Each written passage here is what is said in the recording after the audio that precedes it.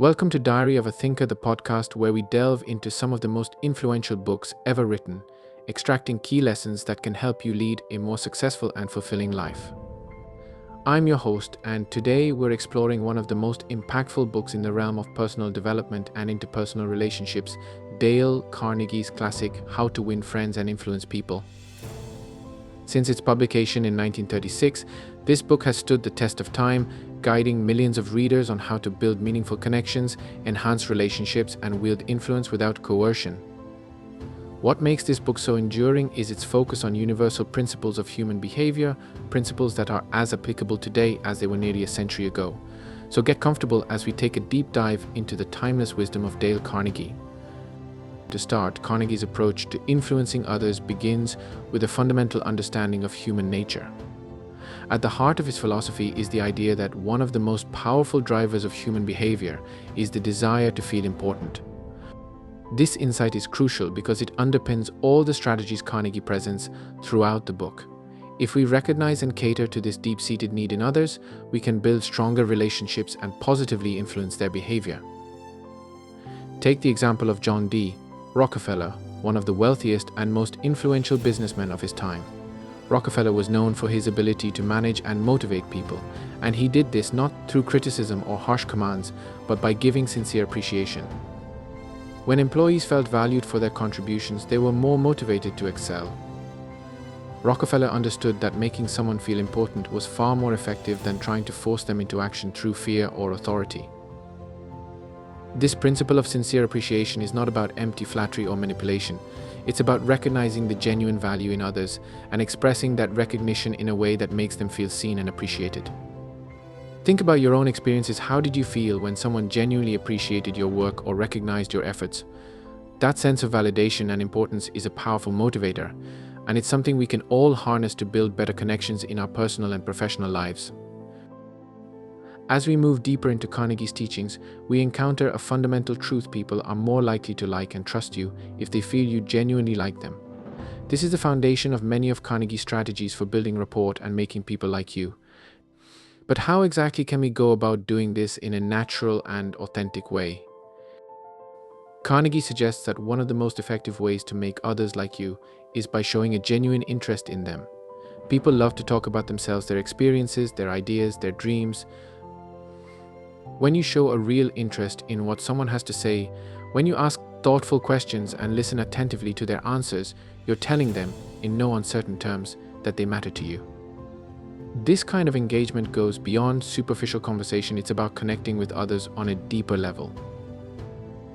One simple yet profound way to demonstrate this interest is by remembering and using people's names.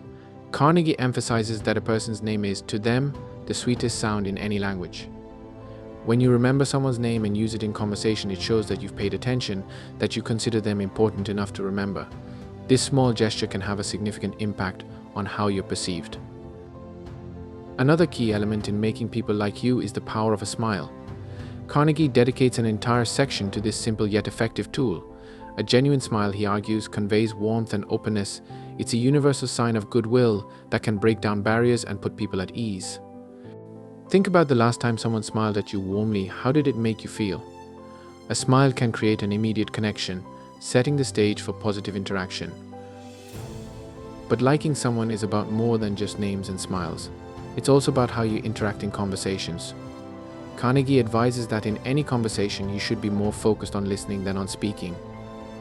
Let the other person talk about themselves and their interests. Encourage them to share their thoughts and feelings.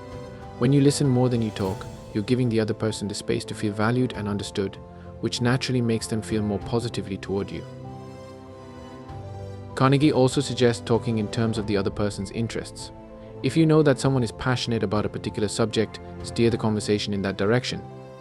This shows that you respect their interests and are willing to engage with them on topics they care about. It's a way of saying, your interests are important to me because you're important to me. In addition to all these techniques, perhaps the most powerful way to make someone like you is to make them feel important genuinely and without any ulterior motives. This ties back to the first principle we discussed, where the need to feel important is a fundamental part of human nature.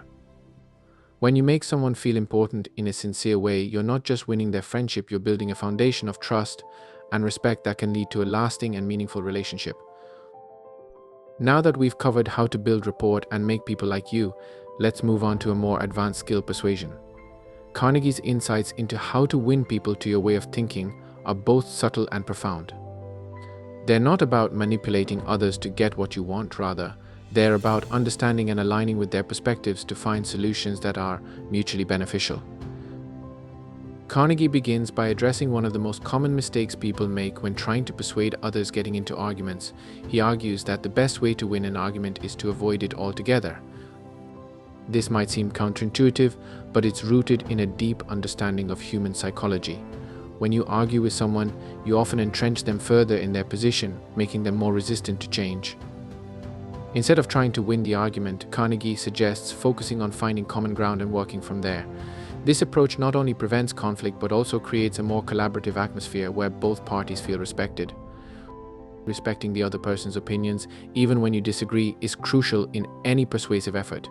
Carnegie warns against ever saying outright that someone is wrong. Telling someone they're wrong puts them on the defensive, which is the opposite of what you want when trying to persuade them. Instead, he advises acknowledging the validity of their perspective before gently presenting your own. This shows respect and opens the door for a more productive discussion. If you do find yourself in the wrong, Carnegie suggests that the best course of action is to admit it quickly and emphatically. There's a disarming power in admitting your mistakes. It not only shows humility but also builds trust. When you're open about your own errors, others are more likely to be open to your ideas because they see you as honest and trustworthy. Carnegie also emphasizes the importance of starting conversations in a friendly way. Whether in business or personal interactions, a friendly opening sets a positive tone and makes the other person more receptive to your ideas.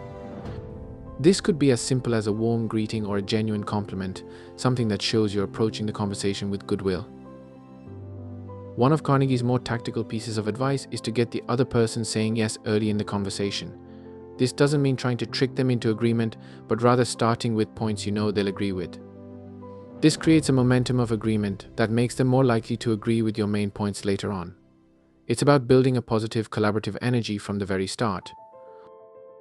Listening is another critical aspect of persuasion. Letting the other person do a great deal of the talking allows you to gather valuable information about their perspective and concerns. It also shows that you respect their views, which makes them more likely to reciprocate that respect when you present your ideas.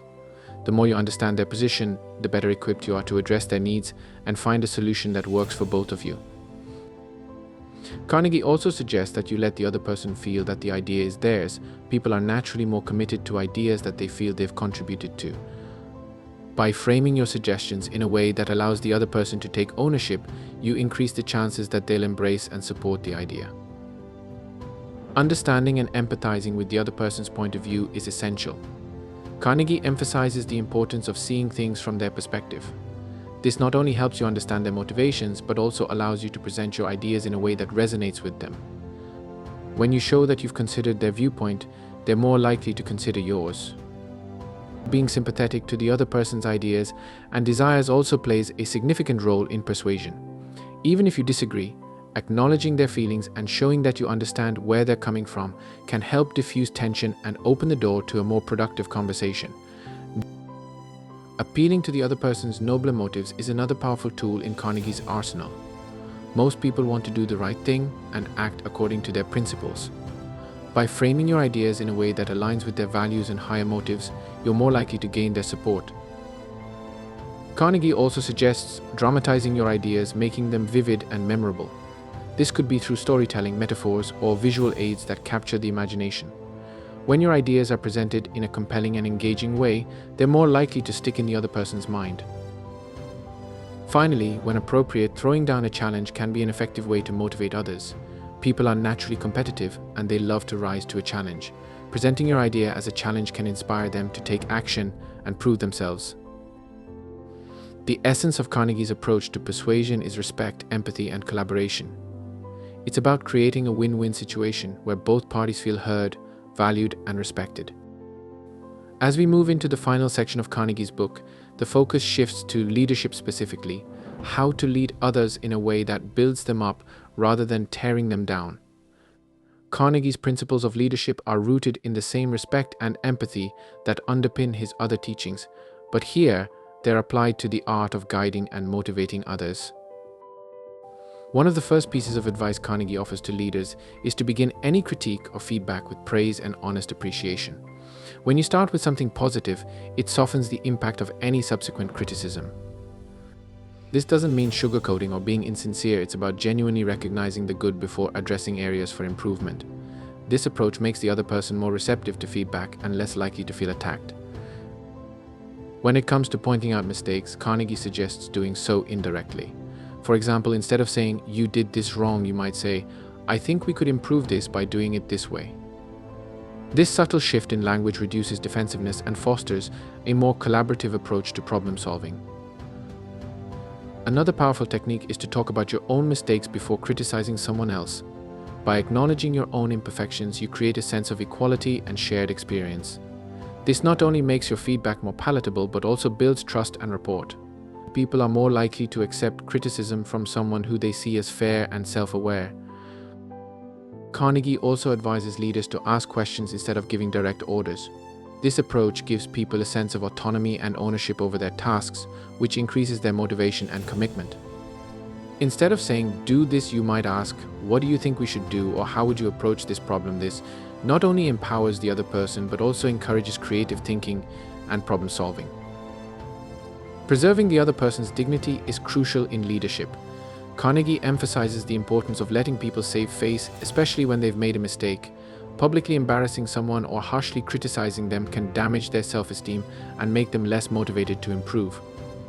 Instead, find ways to correct mistakes that allow the person to maintain their dignity and self-respect.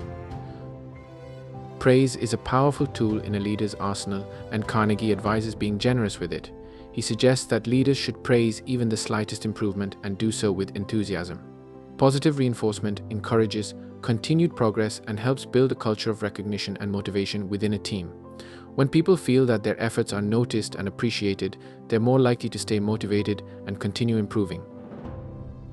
Giving someone a reputation to live up to is another effective leadership strategy. When you express confidence in someone's abilities and potential, you give them something to strive for. This can be particularly powerful when someone is struggling or lacks confidence.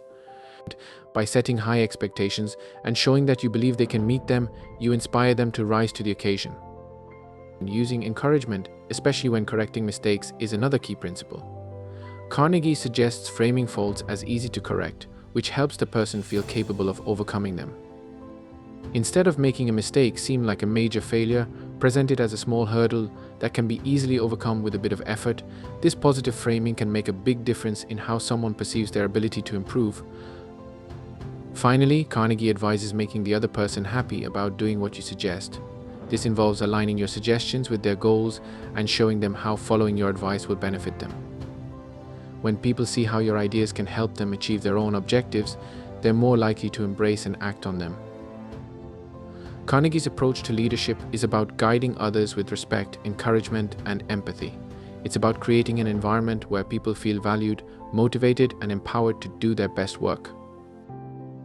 And there you have it, a comprehensive look at the timeless wisdom found in Dale Carnegie's How to Win Friends and Influence People. From understanding human nature to building rapport, mastering the art of persuasion, and leading with respect and encouragement, the principles in this book offer powerful tools for anyone looking to improve their relationships and influence others positively. Remember, the key to all of these strategies is sincerity. These aren't tricks or manipulations, they're about genuinely caring for and understanding others. When you approach people with a sincere desire to make them feel valued, you'll naturally win friends and influence people in a way that's meaningful and lasting. Thank you for joining me today on Diary of a Thinker. If you found this episode helpful, please subscribe to the podcast and share it with your friends.